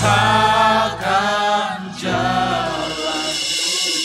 Pagi hari ini Tuhan mau ingatkan kita, entah itu engkau kita sebagai bawahan, entah kita dipercayakan orang sebagai atasan, sebagai bos, sebagai owner, pemilik apapun itu. Tuhan mau ingatkan ada kewajiban yang harus kita lakukan. Kewajibannya berbeda-beda. Sebagai bawahan kita taat, tulus dalam segala hal. Sebagai atasan kita adil dan jujur. Tapi kedua hal itu harus engkau miliki hati yang berserah penuh kepada Tuhan. Hati yang melakukan segalanya dengan segenap hati. Ingat, yang Tuhan lihat adalah bagaimana saat kita melakukan itu, bagaimana sikap hati kita saat melakukan itu. Itu yang Tuhan hitung. Makanya pagi hari ini ada ajakan buat kita semua. Mari kita berikan hati kita sama Tuhan. Supaya saat kita melakukan apapun yang kita lakukan hari-hari ini. Baik sebagai atasan, baik sebagai bawahan, kita pegawai, kita bos.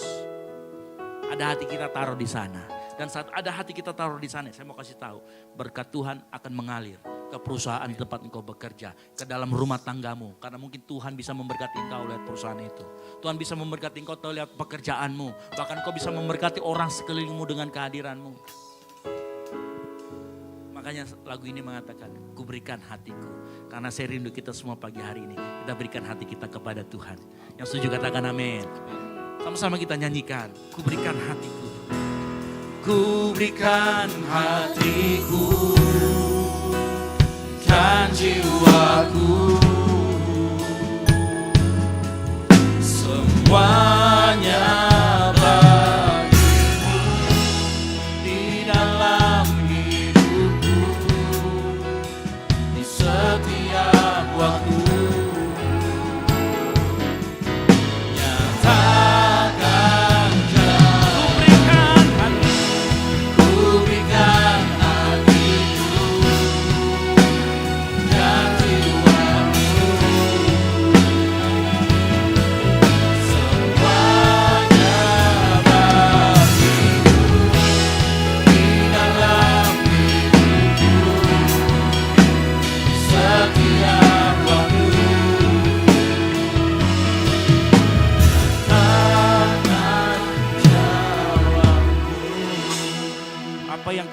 Hari ini adalah karena penebusan Kristus. Dan penebusan Kristus itu akan kita peringati melalui perjamuan kudus yang ada di depan kita.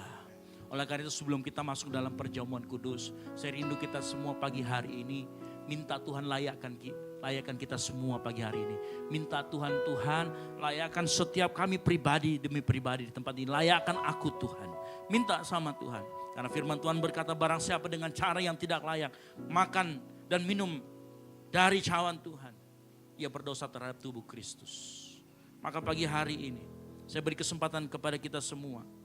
Mari kita semua mulai mengaku, minta ampun sama Tuhan, minta sama Tuhan melayakkan kita, minta sama Tuhan supaya kita bisa masuk dalam perjamuan kudus.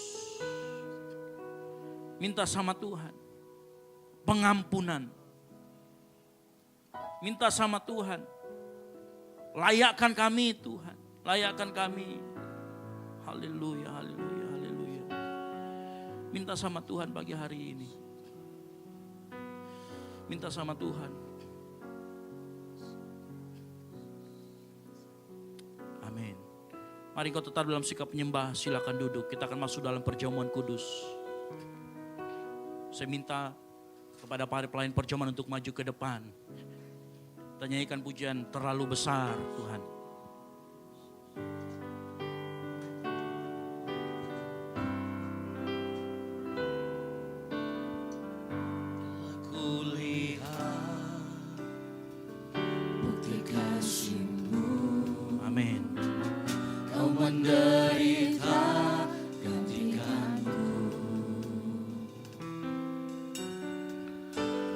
Dengan darah-Mu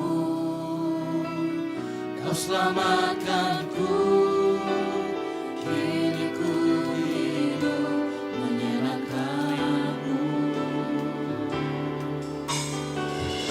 Telah kulihat bukti kasih-Mu. Kau menderita impian-Mu. Dengan darah-Mu Kau selamatkanku.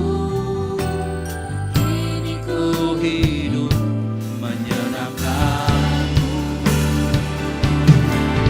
Terlalu besar kasih-Mu Bapa, pengorbanan yang Kau berikan bagiku.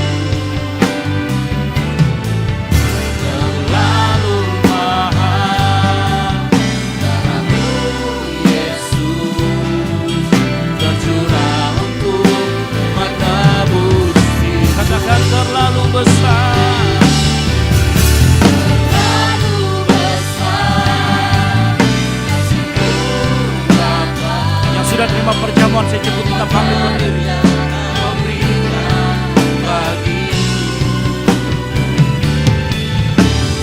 Terlalu mahal darah-Mu Yesus, tercurah untuk menebus diri. Terlalu besar kasih-Mu Bapa, pengorbanan yang Kau berikan bagiku. Terlalu mahal darah-Mu Yesus, tercurah untuk menebus hidupku. Kita masuk dalam perjamuan kudus. Mari angkat tinggi roti di atas kepalamu. Sebagai tanda engkau hormat akan tubuh Kristus dan dengarkan firman Tuhan. Sebab apa yang telah kuteruskan kepadamu telah aku terima dari Tuhan, yaitu bahwa Tuhan Yesus pada malam waktu Ia diserahkan, Ia mengambil roti dan sesudah itu Ia mengucap syukur atasnya. Ia memecah-mecahkannya dan berkata, inilah tubuhku yang diserahkan bagi kamu. Perbuatlah ini menjadi peringatan akan aku. Percayakah kita roti yang ada di tangan kanan kita yang kita angkat tinggi ini adalah tubuh Kristus yang dipecah-pecahkan untuk pengampunan dosa kita. Mari kita makan bersama-sama di dalam nama Tuhan Yesus Kristus.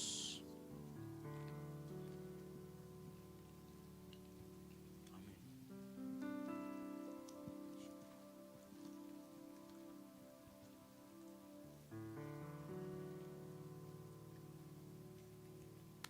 Mari kita angkat tinggi.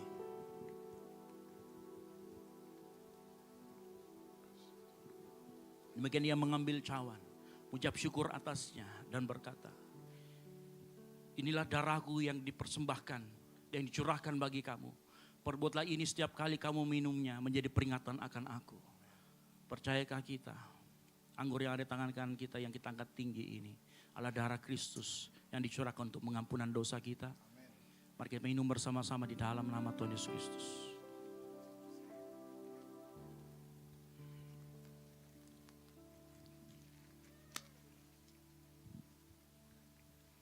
Mari kau mengucap syukur. Mari kau mengucap syukur. Amin. Mari kau mengucap syukur atas kebaikan Tuhan. Katakan terima kasih Tuhan, terima kasih. Katakan terima kasih Tuhan Yesus. Buat pengorbananmu, buat kasih setiamu dalam kehidupan kami. Terima kasih Tuhan, terima kasih. Mari sama-sama katakan. Terima kasih Yesusku, terima kasih Yesusku. Katakan puji syukur hanya bagi Tuhanku. Terima kasih Yesusku, terima kasih Yesusku. Puji syukur hanya bagi Tuhan. Sama-sama arahkan hatimu, angkat suaramu lebih keras lagi, sama-sama katakan. Terima kasih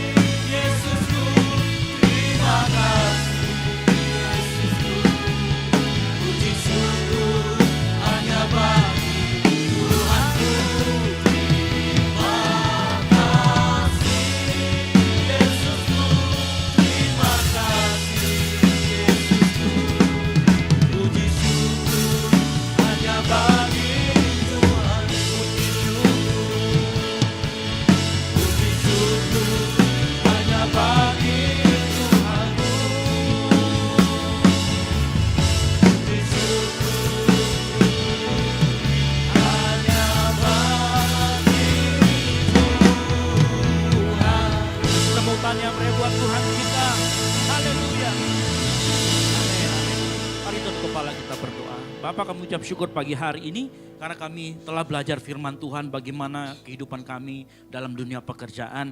Terima kasih buat firman-Mu yang pagi hari ini menyegarkan, mengingatkan kami kembali dan mempersiapkan kami akan masuk dalam dunia pekerjaan. Terima kasih juga buat tubuh dan darah Kristus yang kami peringati melalui perjamuan kudus. Biar apa yang kami lakukan, biar apa yang kami peringati ini, terus kami mengingat kebaikan Tuhan dalam kehidupan kami. Sehingga kami berjalan di dalam terang Tuhan. Terima kasih Bapa di surga. Ini menjadi doa kami. Terima kasih buat segala berkat-Mu yang melimpah, berkat rohani-Mu. Di dalam nama Tuhan Yesus Kristus yang diberkati firman Tuhan. Sama-sama katakan amin. Baik, boleh kasih tepuk tangan yang meriah buat Tuhan kita. Silakan duduk kembali. Biarlah kebenaran firman Tuhan semakin menguatkan iman percaya kita dan tiba saatnya kita akan bawa persembahan kita di saat pagi hari ini. Bapak Ibu Jemaat yang dikasih Tuhan, di bagian belakang kursi depan kita terdapat 2 amplop persembahan. Amplop yang pertama untuk operasional pastor dan amplop yang kedua untuk kas gereja. Mari sama-sama kita berdoa untuk persembahan kita. Terima kasih Tuhan, terima kasih Yesus Allah sumber berkat atas kehidupan kami. Kami percaya Tuhan kebenaran firman-Mu semakin menguatkan iman percaya kami dan semakin membawa kami lebih lagi dalam Engkau Tuhan. Saatnya kami bawa persembahan kami, biarlah persembahan ini boleh dipakai untuk pekerjaan Tuhan di dalam gereja ini. Terima kasih Tuhan, ini syukur kami. Dalam nama Tuhan Yesus kami berikan persembahan kami. Haleluya. Amin. Selamat memberi, Tuhan memberkati kita semua.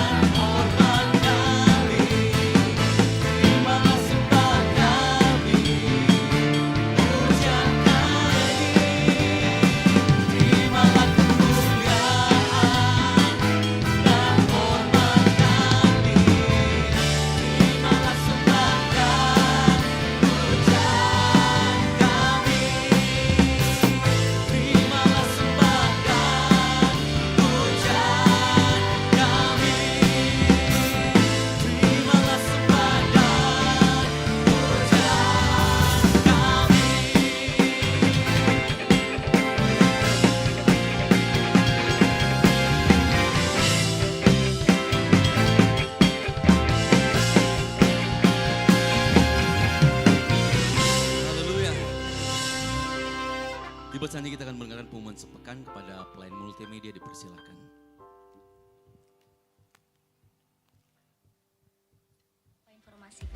Shalom jemaat yang dikasihi Tuhan, berikut beberapa informasi kegiatan GBI Oikumene selama 1 minggu ke depan. Bagi Bapak Ibu Jemaat Tuhan, mari bersekutu dan beribadah bersama pada ibadah musbah keluarga yang akan diadakan minggu ini. Berikut informasinya. Doa pelayan dan puasa akan diadakan pada hari Sabtu pukul 6 sore bertempat di gereja. Bagi saudara-saudari yang ingin mendapatkan dukungan doa, silakan menghubungi nomor berikut. Pondok Daud akan diadakan setiap hari Selasa dan Jumat pukul 3 sore bertempat di ruang sekolah minggu. Bagi jemaat Tuhan yang berkerinduan untuk didoakan, silakan mengisi form pokok doa yang telah disiapkan. Mari tetap saling menopang dalam doa-doa kita kepada Tuhan. Bagi saudara-saudari yang membutuhkan layanan konseling, penyerahan anak, dan pernikahan, silakan menghubungi nomor berikut. Baptisan akan diadakan pada minggu terakhir setiap 3 bulan sekali. Bagi saudara sekalian yang membutuhkan layanan baptisan, silakan menghubungi nomor berikut. Persembahan persepuluhan dan persembahan lainnya dapat ditransfer melalui rekening BCA dengan nomor 7993 111 777 atas nama GBI Oikumene. Jangan lupa untuk mencantumkan keterangan untuk setiap persembahan yang diberikan. Perpuluhan yang jemaat Tuhan berikan akan dipergunakan seluruhnya untuk pekerjaan Tuhan di tempat ini dan akan dilaporkan secara periodik serta terbuka kepada jemaat Tuhan sekalian. Bagi Bapak Ibu jemaat Tuhan dan saudara sekalian yang rindu untuk melayani Tuhan, silakan mengisi formulir dengan cara scan barcode berikut atau menghubungi nomor berikut. Mari memakai waktu dan talenta yang Tuhan beri bagi kemuliaan namanya. GBI Oikumene mengucapkan selamat ulang tahun bagi jemaat Tuhan yang berulang tahun sepanjang bulan ini. Kasih, sukacita, dan penyertaan Tuhan melimpah bagi jemaat Tuhan sekalian. Demikian informasi mengenai kegiatan GBI Oikumene selama sepekan. Selamat hari Minggu. Tuhan.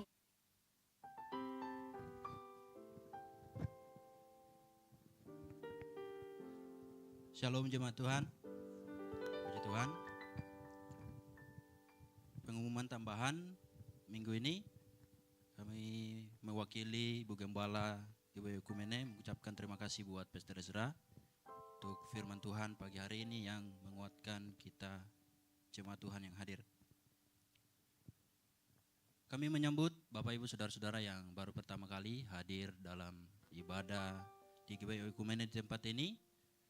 Dibawa sebelum masuk di gereja, para pelayan asyir memberikan forum pokok doa dan forum selamat datang. Silakan diisi dan nanti setelah keluar dari gereja dikembalikan kepada pelayan asyir di lantai dasar. Dan juga jemaat Tuhan yang memiliki kerinduan untuk didoakan, silakan diisi forum pokok doanya. Dan kita akan sama-sama dukung dalam doa di tempat ini setiap hari Selasa dan hari Jumat di jam 3 sore. Selanjutnya, mari kami tempat ini terus mengajak kita untuk melayani Tuhan. Mari kita sama-sama daftar pelayanan.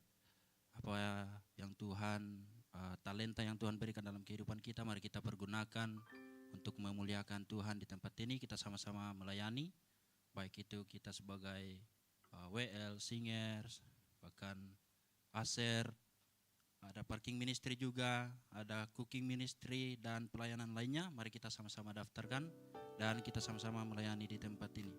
Dan pengumuman tambahan lainnya, hari Selasa kita akan mengadakan mesbah keluarga di Pastori. Mari kita terus pantau grup kita biar kita terus mendapatkan info dari gereja. Dan juga panitia Natal di bawah mengadakan basar es cincau gula merah asli. Ya, asik. Asli sekali nih. Mari kita sama-sama, harganya itu cuman 15.000. Mari kita sama-sama bantu panitia Natal kita untuk mengumpulkan dana Natal kita di Desember nanti. Nah, pengumuman yang terakhir, kami mengundang jemaat Tuhan yang berulang tahun sepanjang bulan Agustus. Silakan maju di depan dan kita akan doakan sama-sama. Pastor Ezra yang akan doakan. Ya, sama-sama kita semua. Ada yang berulang tahun sepanjang bulan Agustus. Silakan maju ke depan. Ya, ada? Jangan malu-malu, yang bulan Agustus kita akan doakan dan menerima souvenir dari gereja. Ya, ada lagi. Dagmar ini sudah pasti mau ini, ambil saya panggil. Ada lagi, silakan, jangan malu-malu. Yang sepanjang bulan Agustus berulang tahun, silakan maju ke depan, kita akan doakan. Ada lagi? Ada lagi? Yang berulang tahun? Nggak ada, cuma dua, yakin ini? Nanti kayaknya badai 2 dia. Kayak badai 5. Baik, agak sedikit ke tengah biar. Oke, baik. Mari kita arahkan tangan kita, ke angkat tangan kita arahkan kepada saudara-saudara kita yang berulang tahun. Bapak di surga, kami ucap syukur buat setiap saudara kami yang berulang tahun. Tuhan tolong di dalam usianya yang baru ini, dalam pekerjaannya, dalam segala apapun yang dilakukan dengan kedua tangannya, Tuhan buat berhasil. Keluarga besar yang memberkati, apapun yang diinginkan hatinya, Tuhan tolong. Beritahukan jalanmu Tuhan, sehingga dia mengetahui jalanmu dengan benar dan berjalan dalam kehendak Allah. Biar di usaha yang baru ini hidupnya semakin memuliakan Tuhan. Semakin dipakai Tuhan secara luar biasa. Bukan menjadi ekor tetapi menjadi kepala. Dimanapun menjadi berkat, menjadi garam dan terang. Di dalam nama Tuhan Yesus Kristus. Haleluya. Amin. Umur panjang di tangan kanan, di tangan kiri.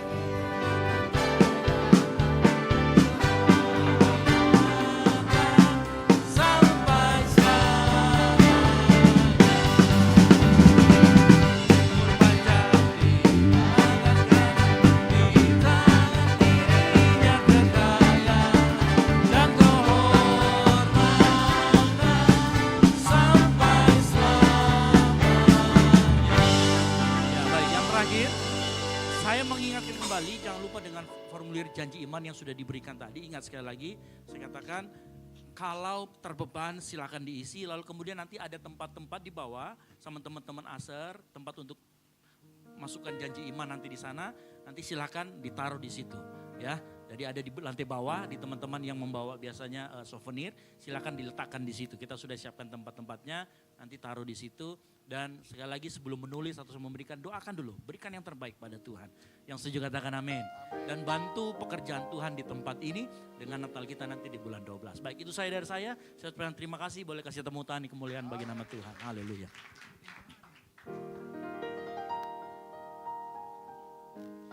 Baik, puji nama Tuhan. Kini tiba saatnya kita akan akhiri pada kita pada pagi hari ini. Saya jemput jemaat Tuhan untuk bangkit berdiri. Ku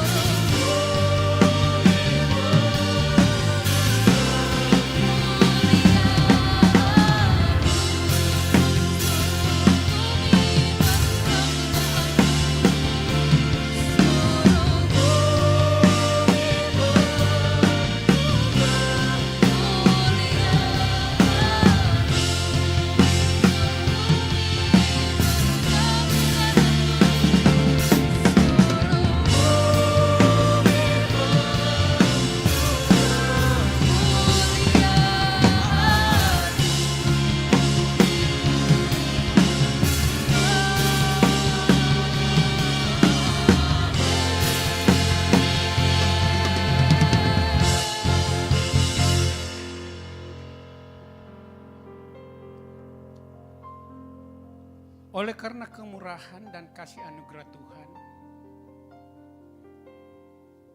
hingga di pagi hari ini Tuhan kami dapat menikmati penyertaan-Mu. Dan kepadamu-lah Tuhan kami datang angkat syukur karena Engkau terlalu peduli tentang kehidupan kami. Engkau telah datang lewat kebenaran firman-Mu yang dapat meneguhkan hati kami di pagi hari ini. Tuhan, biarlah firman ini menjadi remah dalam kehidupan kami. Menjadikan kami tetap taat, setia di dalam Tuhan setiap apa yang Kau kehendaki dalam hidup kami. Kami percaya Roh Kudus-Mu yang memampukan kami. Roh Kudus-Mu yang akan menuntun kami agar kami tetap berlaku, melakukan apa yang Tuhan rancangan dan rencana-Mu dalam hidup kami. Tuhan, kami juga berdoa bagi hamba-Mu Pastor Ezra yang Engkau telah pakai di pagi hari ini. Tuhan Yesus, biarlah kiranya Tuhan Engkau singkapkan terus rahasia-rahasia firman-Mu dan urapi terus Tuhan hamba-Mu, dan dimanapun dan kemanapun Tuhan Engkau percayakan dalam membentuk apa pelayanannya, biarlah menjadi keberkatan adanya. Nama Tuhan ditinggikan, nama Tuhan dipermuliakan. Keluarganya, anak istrinya Tuhan, kiranya Tuhan Engkau memberkati. Dan setiap apapun yang dia buat lewat pekerjaan, tugas dan aktivitasnya Tuhan, kiranya Engkau memberkati adanya. Kami percaya Tuhan, juga Tuhan, bagi Tuhan pelayan-pelayan di pagi hari ini, yang kami tidak dapat satu persatu sebut nama mereka, tetapi Tuhan kami tetap serahkan seluruh pelayan yang mengambil bahagian. Biarlah kiranya berkat sukacita-Mu, damai sejahtera-Mu menjadi bagian dalam hidup mereka dan seluruh aktivitas mereka dalam bentuk apapun Tuhan. Engkau sertai dia, Engkau berikan kemampuan dengan kuatan Roh Kudus-Mu sehingga semuanya nama Tuhan ditinggikan, nama Tuhan dipermuliakan. Juga Tuhan kami berdoa bagi Tuhan ibadah kami sebentar. Tuhan, biarlah Engkau yang mengambil alih mulai dari ibadah pertama ini, kedua, ketiga dan keempat. Biarlah Tuhan damai sejahtera Allah dengan kekuatan Roh Kudus, dan Engkau tuntun terus hamba-hamba-Mu, pelayan-pelayan-Mu di dalam pelayanannya.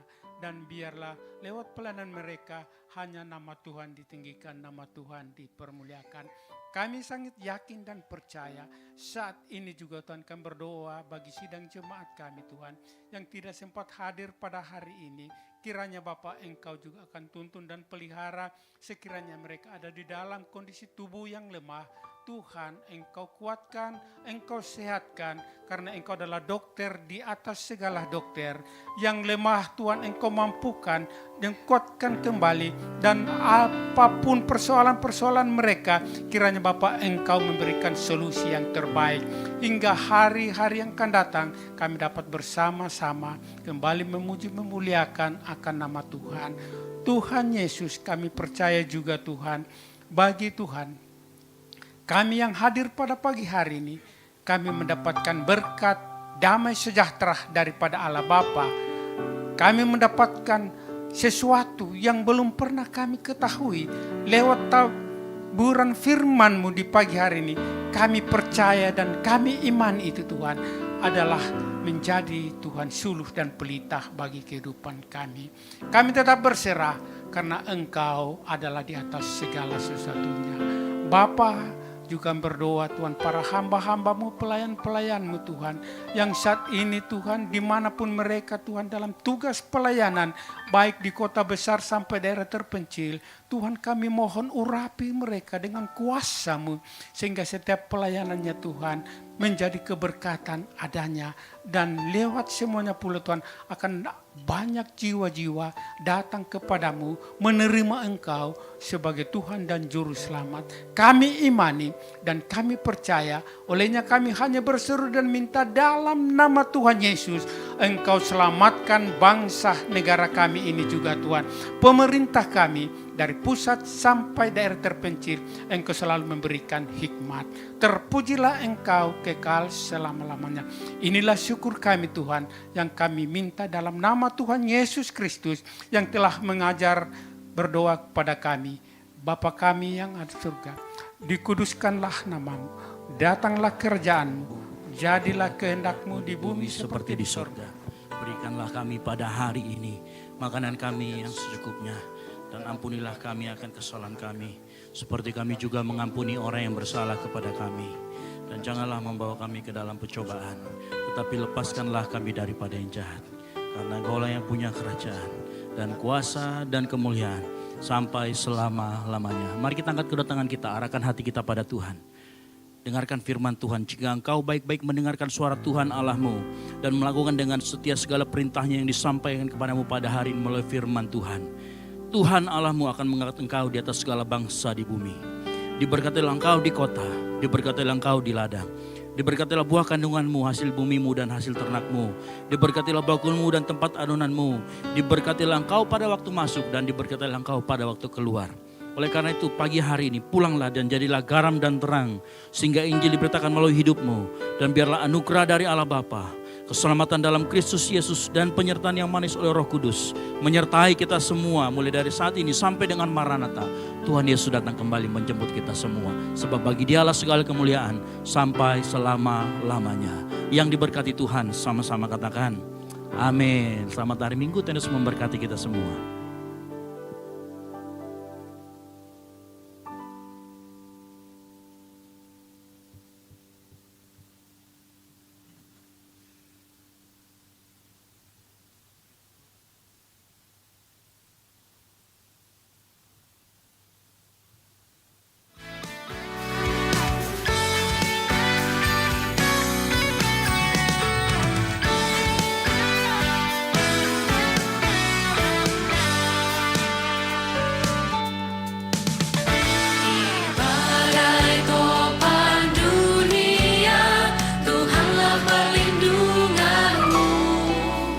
Kendati goncang semesta, Tuhanlah perlindunganmu.